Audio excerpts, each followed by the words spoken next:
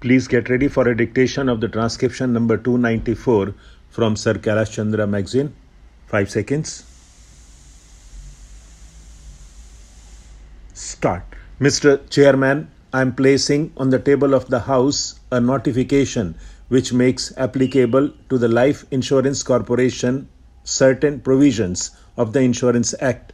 The House will recall that Section 43 of the Life Insurance Corporation Act lays down that these provisions would be made applicable to the Life Insurance Corporation subject to such conditions and modifications as may be specified in the notification. The notification is in pursuance of this requirement. One of the sections which the notification deals with is Section 27 of the Insurance Act. It is by now common knowledge that this section defines in fairly precise terms the ambit within which an insurer could operate in the matter of investments. By making it applicable to the Life Insurance Corporation, Government is laying down the framework within which the Life Insurance Corporation can similarly operate. In short, this modified section contains by and large the investment policy which the Life Insurance Corporation will follow. There are good reasons as to why the salutary provisions of Section 27 should be retained. Both the freedom given and the restrictions imposed by it have stood the test of time. While ensuring the safety of the policyholders' money, the possibility of augmenting profits has also been afforded. For this reason, Section 27 has proved satisfactory both to the insurers and the policyholders. We therefore have followed these principles, subject only to such changes as have become necessary owing to the fact that investments which were previously spread over 240 odd companies are now held by one single corporation. I may add that in coming to our decision, we have consulted both the corporation and the Reserve Bank of India. Under the scheme referred to, the investments of the Life Insurance Corporation will be divided into three broad categories. Firstly, the government and approved securities, which generally mean gilt-edged securities. Secondly, investments approved under this very section. And thirdly, other investments. The limitations are that at least 50% of the total funds should be held in government and approved securities, and not more than 15% should be held in the form of other investments. The result is that about 35% is held in what is known as approved investments. There is also a provision for investment in the private sector. To a large extent, the modifications suggested in respect of approved investments are of a minor character. It was necessary to make them because of the altered conditions which obtain after nationalization of life insurance. But I shall in particular draw attention to the modified Section 27A.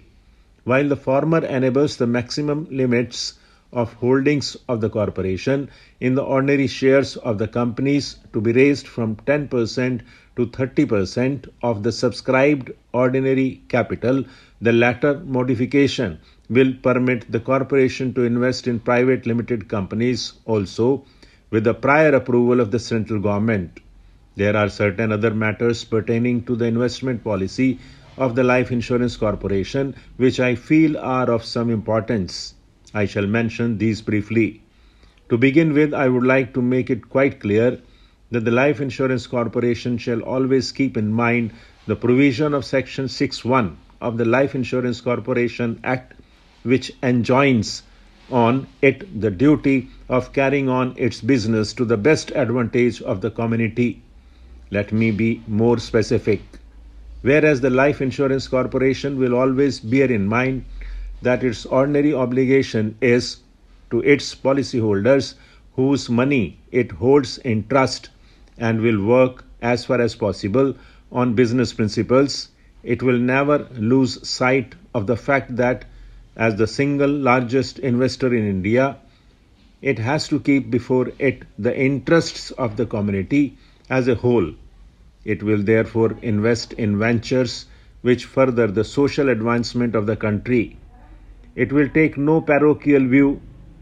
Its funds are drawn from all over India and they will be invested for the good of the entire country. Thus, there shall be a steady diversification of its investable funds, which is an essential requirement of any insurer, particularly the sole insurer of a country.